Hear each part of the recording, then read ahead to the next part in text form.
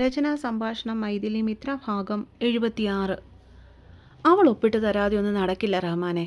ലക്ഷങ്ങൾ വില വരുന്ന ആസ്തിയാ. ഇല്ലാതാവുന്നതിന് മുന്നേ നമ്മുടെ ഉപ്പ ഇങ്ങനൊരു പണി ചെയ്യുമെന്ന് നമ്മൾ സ്വപ്നത്തിൽ പോലും വിചാരിച്ചോ? അൻവറിൻ്റെ ദേഷ്യത്തോടെയുള്ള അലർച്ച കേട്ടിട്ടും റഹ്മാനൊന്നും മിണ്ടിയില്ല. പൊട്ടി വന്ന ദേഷ്യത്തെ ഉള്ളിലടക്കി പിടിച്ചുകൊണ്ട് അയാൾ ഓരോന്നും മിണ്ടാതെയിരുന്നു. നോക്കുമ്പോൾ കുടുംബത്തെ ഭൂരിഭാഗം സ്വത്തുക്കളും അവിടെ പേരില്ല ഉപ്പ ഇല്ലാതാവുന്നതിന് മുമ്പ് എഴുതി വച്ചിരിക്കുന്നത്. കൊച്ചുമോക്കായിട്ടുള്ള ഇഷ്ടദാനം.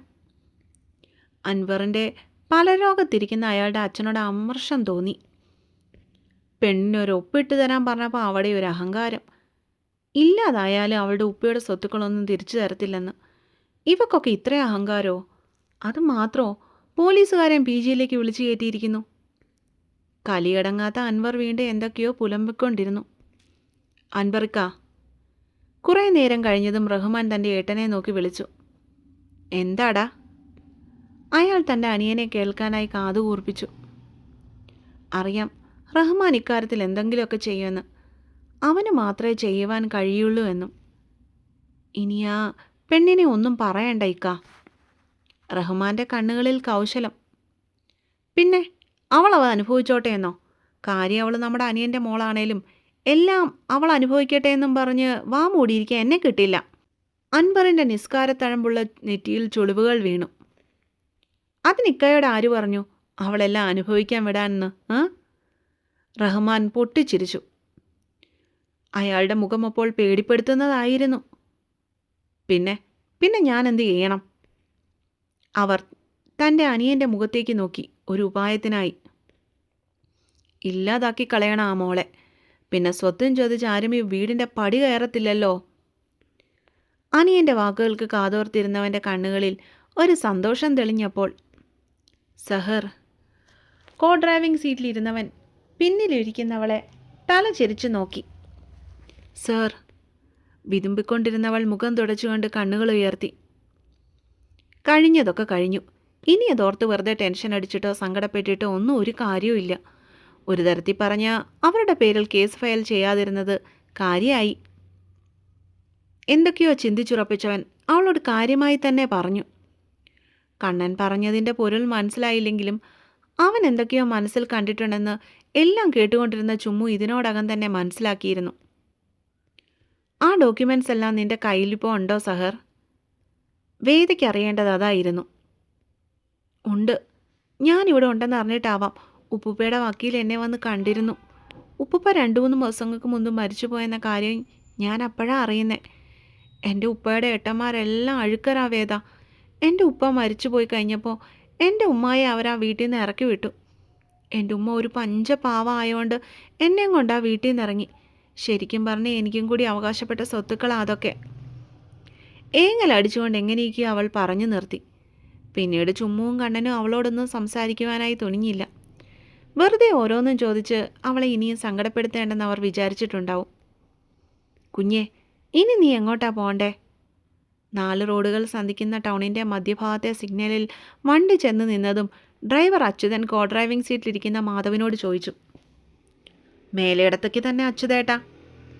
ഒരു പുഞ്ചിരിയോടെയാണ് കണ്ണൻ അത് പറഞ്ഞതെങ്കിലും പിന്നിലിരിക്കുന്ന ചുമ്മുവിൻ്റെയും സഹറിൻ്റെയും കണ്ണുകളിൽ പൊടുന്നനെ ഒരു ഞെട്ടൽ പടർന്നു. ഇറങ്ങ്. മേലേടത്തെ വീടിന് മുൻപിൽ കാറ് ചെന്ന് നിന്നപ്പോൾ മാധവാണ് ആദ്യം ഇറങ്ങിയത്. എന്നിട്ട് പിൻസീറ്റിലിരിക്കുന്ന സഹറിന് പുറത്തേക്കിറങ്ങി വരുവാനായി ഡോർ തുറന്നു കൊടുത്തു. പേടിക്കണ്ട, ഇറങ്ങിക്കോ. ഒരു തുണിഭാഗം മടിയിൽ വെച്ചുകൊണ്ട് പേടിച്ചു വിറച്ചിരിക്കുന്നവൾക്ക് മാധവ് വീണ്ടും ധൈര്യം പകർന്നു. ചുമ്മുവും കൂടി അവളെ നിർബന്ധിച്ചപ്പോൾ സഹർ മെല്ലെ വണ്ടിയിൽ നിന്നും പുറത്തേക്കിറങ്ങി.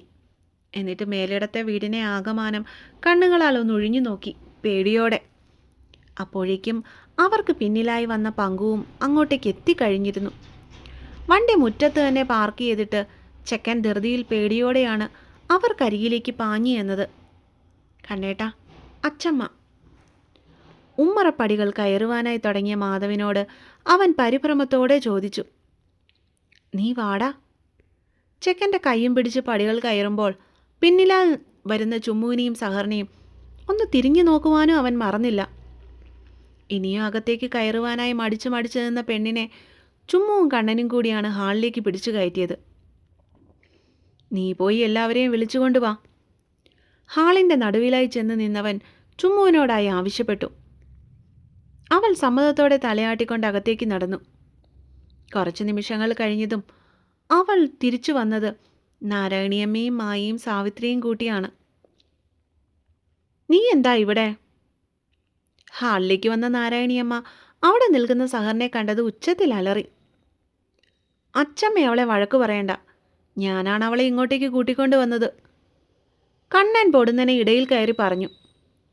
ആരോട് ചോദിച്ചിട്ട്? അവരുടെ ചോദ്യം പിന്നീട് അവനോടായിരുന്നു. ആരോടും ചോദിച്ചില്ല അച്ചമ്മേ. ചില പ്രത്യേക സാഹചര്യങ്ങളുണ്ടായി ഇവളെ അവിടെ ഉപേക്ഷിച്ചു വരാൻ എനിക്ക് തോന്നിയില്ല. അവൻ സമാധാനപരമായി കാര്യങ്ങൾ വിവരിക്കാൻ ശ്രമിച്ചു. കാണുന്നവരെയെല്ലാം കയറ്റി താമസിക്കാൻ ഇത് വല്ല സത്രമാണോ കണ്ണാ? ചോദ്യം കണ്ണനോടായിരുന്നെങ്കിലും അവൻ്റെ പിന്നിലായി നിൽക്കുന്ന സഹറിനുമേലായിരുന്നു അവരുടെ നോട്ടം മുഴുവനും. ഇവളെ ഇവിടെ കൊണ്ടുവന്ന അച്ചമ്മയ്ക്ക് ഇഷ്ടമല്ല എന്നറിയാം. പക്ഷേ ഞാൻ പറഞ്ഞില്ലേ, അതായിരുന്നു സാഹചര്യം.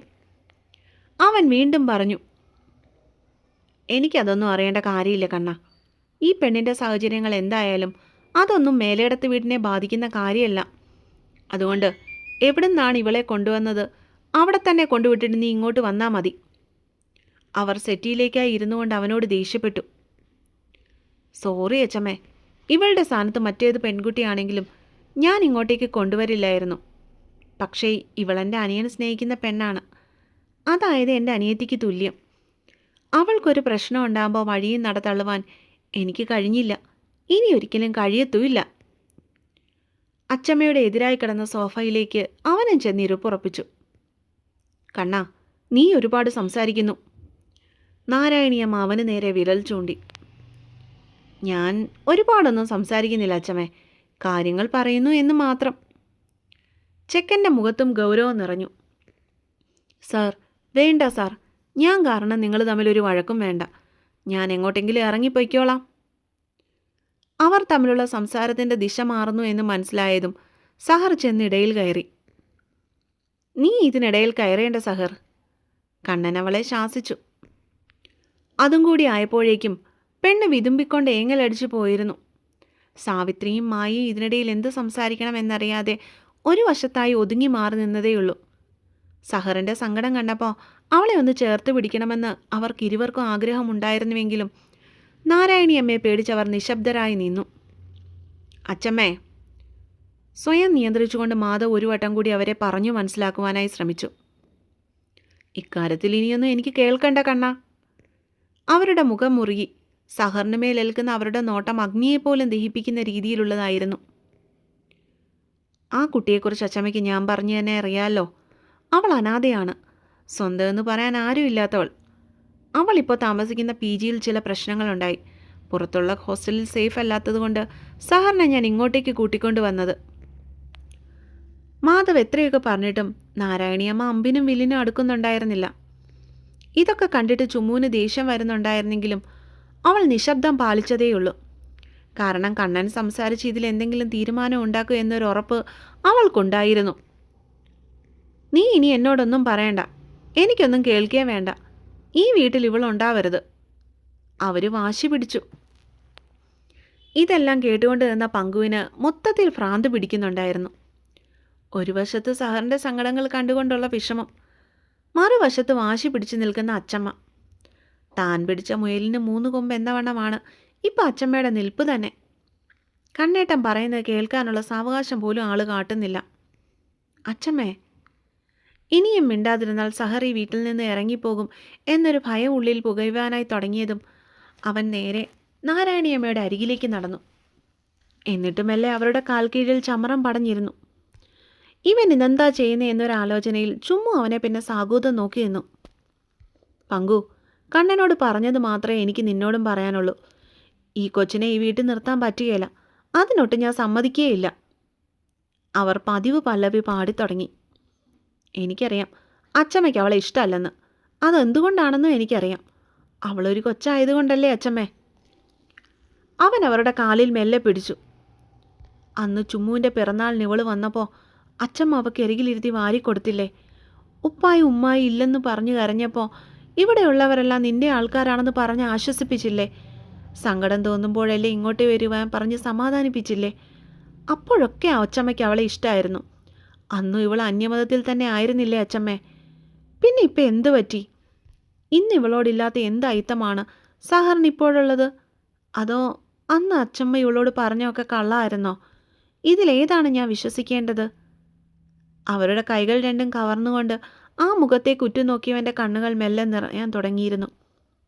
നാരായണിയമ്മ അവനെ ഉറ്റുനോക്കിയതെന്നല്ലാതെ ഒരക്ഷരം പോലും വാതുറന്ന് സംസാരിച്ചില്ല. അച്ചമ്മയുടെ ഇഷ്ടമില്ലാത്ത മേലയിടത്ത് ഈ വീട്ടിൽ ഒരില പോലും അലങ്ങിയില്ല. അച്ചമ്മയ്ക്ക് ഇഷ്ടമില്ലാത്ത കാര്യം ഇവിടെ ആരും ചെയ്യേയില്ല. പക്ഷേ ഞാൻ ഇവളെ സ്നേഹിച്ചു പോയി. ഇപ്പം മറക്കാൻ പറ്റുന്നില്ല. പങ്കുവിൻ്റെ ജീവിതത്തിൽ ഒരു പെണ്ണുണ്ടെങ്കിൽ അതിവളായിരിക്കും അച്ചമ്മേ. ഇത് സത്യമാണ്. അച്ചമ്മയ്ക്ക് ഇഷ്ടമില്ലെങ്കിൽ ഇവളെ ഇറക്കി വിട്ടോ, ഞാൻ തടയില്ല. പക്ഷേ അവളുടെ കൂടെ ഞാനും പോവും. എനിക്ക് ആ പാവത്തിനെ ഉപേക്ഷിക്കാൻ തോന്നുന്നില്ല. മുതിർന്നതിന് ശേഷം ജീവിതത്തിൽ ആദ്യമായി പങ്കുകരയുന്നത് അവിടെ നിന്നിരുന്ന എല്ലാവരും കണ്ണു നിറച്ചുകൊണ്ടാണ് കണ്ടുകൊണ്ടിരുന്നത്. അപ്പോൾ കാത്തിരിക്കുക കേട്ടോ, വേഗം വരാവേ.